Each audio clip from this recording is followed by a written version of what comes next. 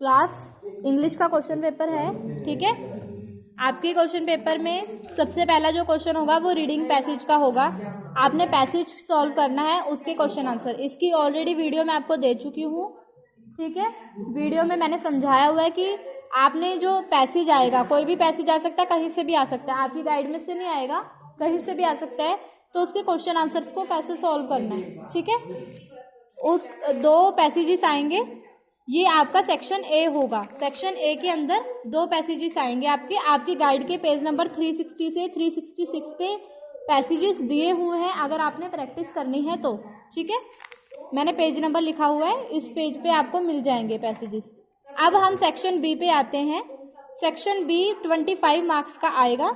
Section B में क्या है, फर्स्ट क्वेश्चन जो आएगा वो टेलीफोनिक कन्वर्सेशन आपको दी होगी।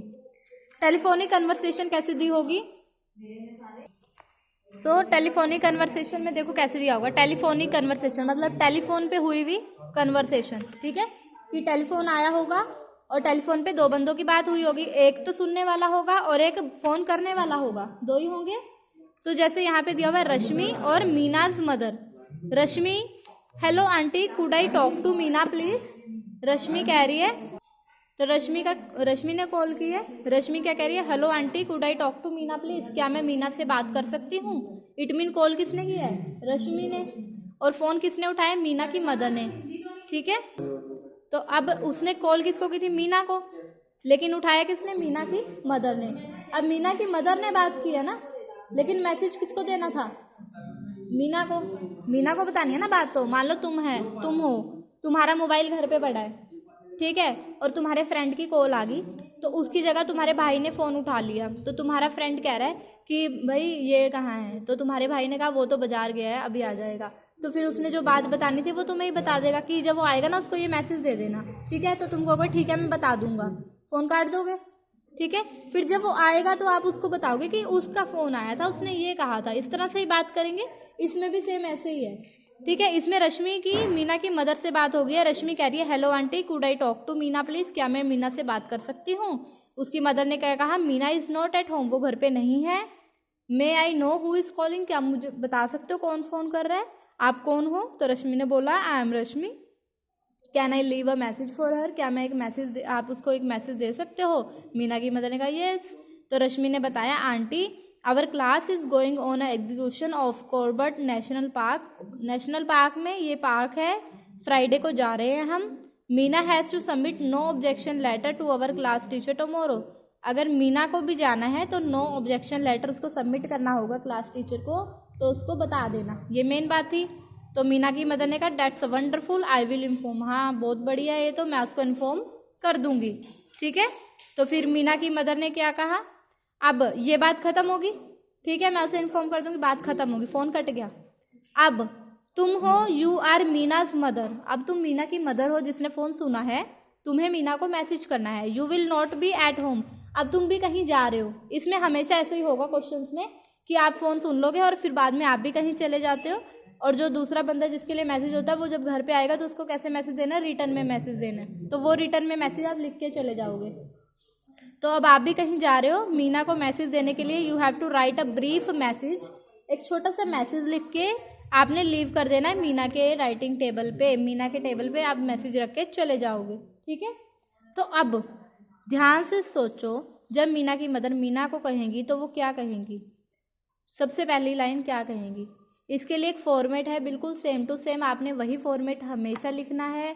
जो बीच की बात होगी सिर्फ वो चेंज करनी है। जैसे I am Rashmi, I am की आई तो वर्ड ही यूज ही नहीं होगा, क्यों? अब तो कोई और उसको कह रहा है, तो वो क्या कहेंगे? Rashmi has called up to you, Rashmi ने तुम्हें कॉल किया था, ठीक है। She has informed you that, उसने तुम्हें ये इन्फॉर्म करने के लिए बताया है कि यूअर, फिर यहाँ से आवर नहीं, यूअर तुम्हारी, मेरी तो नहीं है ना, रश्मि की मदर की, सॉरी उसकी मदर की तो नहीं है ना, मीना की।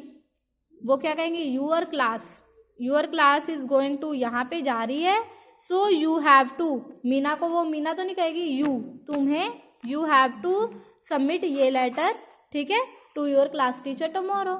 इतनी सी बात कहेगी, यही बात है ना। हेलो हाय तो नहीं बताएगी कि हाँ उसका फोन है, मैंने हेलो करा, उसने हेलो करा, उसने नाम बताया, मैं ये तो नहीं बताते हम। मेन बात जो है वही बताएंगे, मेन बात लिख देनी है और आपका मैसेज खत्म। सिर्फ ये देख के ही लिखना है। सिर्फ आपने चेंज क्या करना है, आवर यूअर ये सब चेंज करना है आए की जगह, ठीक है। इस तरह से ये आपकी गाइड के पेज नंबर 369 से 370 पे, इन 2 पेज नंबर पे आपको ये मैसेजेस दिए हुए हैं गाइड में, वहां से आपने इसकी प्रैक्टिस करनी है। ये आपका 4 मार्क्स का आएगा, ठीक है। 4 मार्क्स है ये, 4 मार्क्स का आपका ये आएगा। इसको आपने प्रैक्टिस करनी है, तो हम अभी गाइड से प्रैक्टिस करते हैं, ठीक है। अब मैं समझाती हूँ। तो गाइड में जो है आपको कुछ इस तरह की दी होगी। 2 टाइप के मैसेजेस हो सकते हैं। एक में तो आपको फ़ोन कॉल आई है, उसके बारे में बताना है, वो टेलीफोनिक कन्वर्सेशन है। और एक आपको ये सिंपल मैसेज आता है जो नेक्स्ट पार्ट में है। इस तरह का क्वेश्चन भी आपको पेपर में आएगा, वो नेक्स्ट पार्ट में आपके क्वेश्चन पेपर में। इसमें क्या होगा, आपको इन्फॉर्मेशन दी होगी कि आप ये हैं, आपकी डेजिग्नेशन, आप सेक्रेटरी हैं, कहाँ के हैं, आपको क्या बताना है, एक मैसेज बनाना है प्रेसिडेंट को, उसके बारे में आपने ये बातों के बारे में उनको बताना है। तो क्या क्या बातें हैं कि मीटिंग कब हेल्ड हो रही है, उसका वेन्यू क्या है, एजेंडा क्या है और अदर डिस्कशन क्या है। आपको मैसेज का फॉर्मेट बता देती हूँ। सबसे पहले आपने ऊपर लिखना है मैसेज, फिर आपने डेट लिखनी है। डेट अगर आज, जैसे आज 18 है, जो भी डेट होगी उस डेट के बाद की डेट लिख देना या उसी दिन की डेट लिख देना। डियर सर है, अगर मैडम है, या किसी का नाम हो सकता है, जैसे अभी हमने क्वेश्चन पेपर में पढ़ा मीना, डियर मीना। उसके बाद this is inform to you that a meeting, this is inform to you that, ये लाइन सब में सेम आएगी दैट तक, ठीक है। इतना फॉर्मेट जो है ये सब में सेम रहेगा दैट तक का, ठीक है। उसके बाद हमें क्वेश्चन में क्या दिया हुआ है, meeting to be held, meeting कहाँ पे हेल्ड हो रही है, तो हम उसकी डेट और टाइम बता देंगे कि आर्ट्स क्लब में 18 को इतने बजे हेल्ड हो रही है। उसके बाद सेकंड क्या है, वेन्यू, वेन्यू वहाँ पे आ गया कि किस क्लब में हो रही है। फिर एजेंडा, एजेंडा का मतलब होता है कि मीटिंग में होगा क्या क्या, तो हम बता देंगे agenda of meeting would be discuss the club annual celebration, कि जो एनुअल सेलिब्रेशन हम करेंगे, ठीक है। उसके बाद क्या है, अदर डिस्कशन, अदर डिस्कशन क्या होगी कि सिलेक्शन करेंगे जो चीफ गेस्ट करेंगे, ठीक है। लास्ट में ये लेटर कौन लिख रहा है, यहाँ पे लिखा हुआ ना मैसेज में कि मिस्टर माइकल हैं, सेक्रेटरी हैं फाइन आर्ट्स के, उसी तरह से आपने लास्ट में लिख के इसको ख़त्म कर देना है, ठीक है। इजी है। ये आपकी गाइड के पेज नंबर 368 369 पे जो है इस तरह के मैसेजेस दिए होंगे, जिसमें कोई टेलीफोन पे बात नहीं हुई है, लेकिन मैसेज आपको देना है आगे, ठीक है। उसके बाद होंगे टेलीफोनिक कन्वर्सेशन नेक्स्ट पेज पे।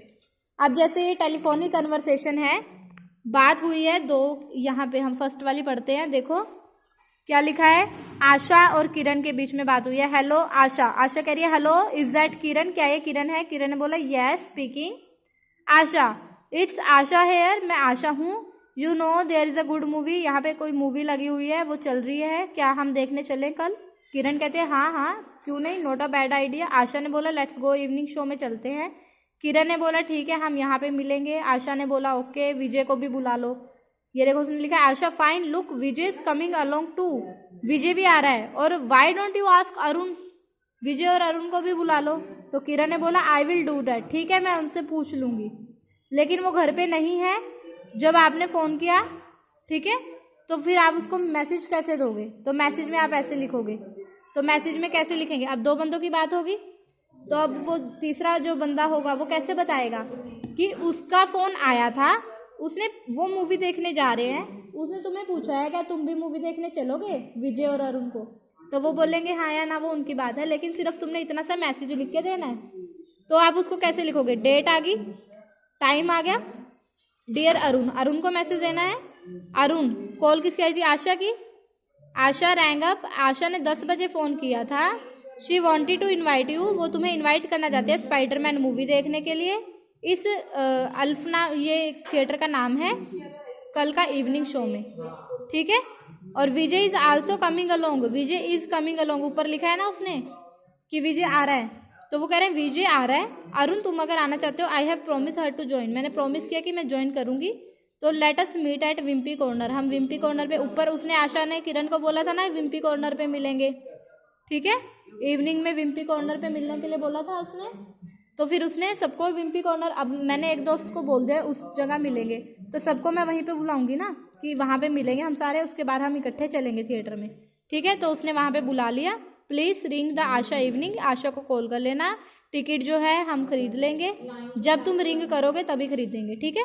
और किसने मैसेज दिया है? ये किरण ने, क्योंकि आशा ने बोला था ना, तो किरण ने बोला था ठीक है I will do that. Last में जो लिखा है किरण ने बोला है ना आई विल डू दैट, ठीक है। तो इस तरह से आशा उसने दे दिया। इसमें सिर्फ आपने चेंज क्या करना है, डायरेक्ट को इनडायरेक्ट में चेंज करना होता है, डायरेक्ट स्पीच को इनडायरेक्ट स्पीच में। डायरेक्ट स्पीच को, डायरेक्ट कौन होती है? आई, यू, ये यूज होंगे है ना, आई, वी। लेकिन इनडायरेक्ट में आपने क्या चेंज कर देना है उसको, जो काम ऑलरेडी ये बातें हो चुकी है ना, उनकी फोन पे बातें हो चुकी हैं, वो तीसरे पर्सन को बता रहे होते हैं, तो ऑलरेडी हो चुका होता है तो थर्ड फॉर्म में आती है, ठीक है। तो यू हैव, ठीक है, यू हैव टू, इस तरह से करके कॉल्ड अप, मतलब आपको इसमें वर्ब की थर्ड फॉर्म ही यूज करनी है, फर्स्ट फॉर्म नहीं यूज करनी। क्यों? क्योंकि वो पास्ट में चली गई है बात और अभी भी चल रही है, क्योंकि वो कोई मैसेज होता है, ठीक है, तो वर्ब की थर्ड फॉर्म ही यूज करनी है। इस तरह से हम जो है टेलीफोनिक कन्वर्सेशन करेंगे। 4 मार्क्स की है ये, इसकी आप प्रैक्टिस करो, ठीक है। नेक्स्ट टॉपिक में आपको नेक्स्ट वीडियो में समझाती हूँ। Okay, thank you.